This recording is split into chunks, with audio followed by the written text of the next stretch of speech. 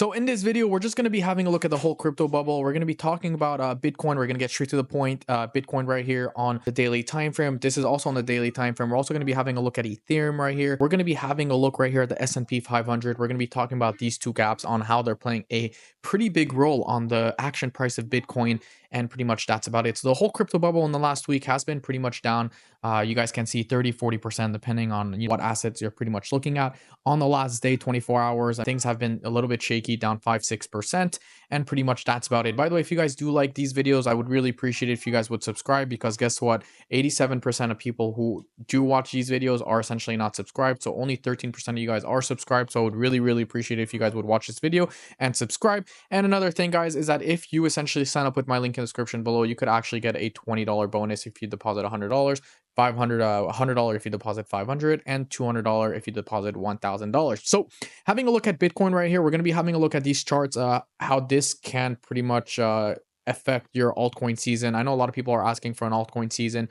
You guys can see right here that Bitcoin, if we have a look, we are the volume profile. Now the volume profile does tell you where most of the price of Bitcoin pretty much has been traded, which is currently sitting right here at $96,800. Now we did get rejected right here at the 50 moving average, which is obviously a pretty big rejection. Now obviously, how low can we go? We know there's a bunch of liquidity being built right here at $90,000, I believe, 90,100, 90,800. I know we do have an order block right here, and the big question is, will Bitcoin finally get this order block? So we're gonna have to see what happens here and what happens pretty much with the S&P 500. Now, why am I bringing up the S&P 500 before I pretty much continue with Bitcoin? Well, we know that the Bitcoin does pretty much follow the S&P 500, right? And we had a gap right here, which pretty much caused crypto to dump, and we know that gaps usually get filled. So the pump that you pretty much saw on Bitcoin was pretty much to fill this gap. So this was the most recent gap over the weekend. And pretty much we had a gap from 6,063 all the way down to 5,948. Now, obviously, that's not the biggest dump if you're looking at Bitcoin. 2% for the S&P 500 is actually a lot of money. So we came back up, we filled the gap. The gap has officially been filled, like we pretty much saw right here. But we know what happens when we fill the gap after. We pretty much have a dump. So the last time we filled the gap, we had this massive dump. And the big question is, are we going to have this dump again in the weekend? So this is definitely a very important level to pretty much see and watch.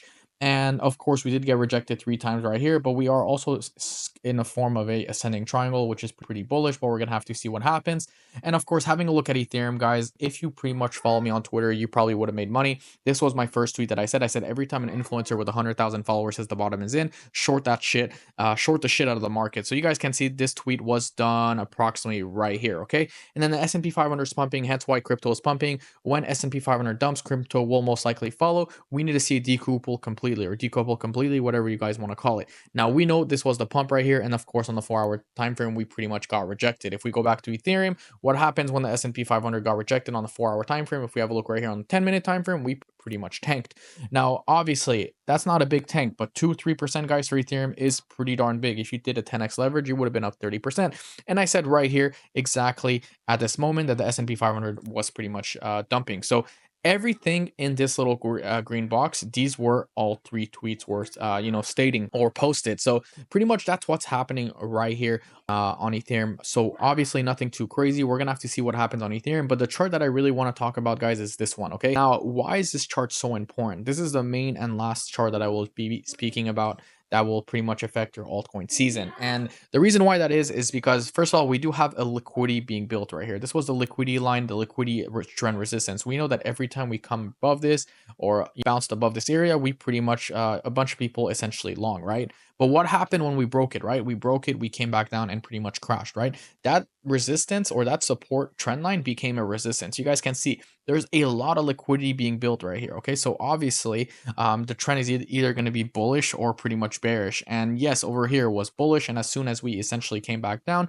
we became bearish. So that's the number 1 thing. The number 2 thing that I do want to talk about is this channel. Bitcoin is in this channel right here. Well, not anymore. We broke out of the channel, and now we're kissing the resistance or the support region right here on the trend line. And the big question is, will we essentially break away from the trend line, or are we going to re-enter and pretty much stay in this channel? Okay, if we do that, we're most likely going to see Bitcoin come back and retest this order block right here sitting at $87,000. I think that this order block, I've been saying it for many times, that this order block right here needs to be cleared, and until that order block doesn't clear, I don't think we're going to see an altcoin season. And as long as we get a wick to the downside, like how we saw right here, that would be very good. But guys, remember, we could also still get rejected right here and pretty much keep on bouncing, or we could keep on kissing and keep on going down. But in my opinion, guys, like I said, the faster we go to $87,000, the faster we're pretty much going to go back up. I've said that multiple times in multiple tweets. You guys can go ahead and follow me on Twitter, and pretty much that's about it. But of course, this liquidity, this trend line is clearly the liquidity right here. This resistance or this support right here is also clearly liquidity. Let me just go back to this chart right here. This is clearly liquidity right here being built. That needs to be pretty much taken, in my opinion. A lot of people took some longs right here, and this definitely needs to be cleared in order for us to pretty much go to the next level right there. So that is my quick video, guys, on Bitcoin, on Ethereum, on the S&P 500, on the crypto bubble. Like I said, guys, if you guys really did like this content and you want me to make updates for you guys every day, make sure you guys smash that subscribe button for more.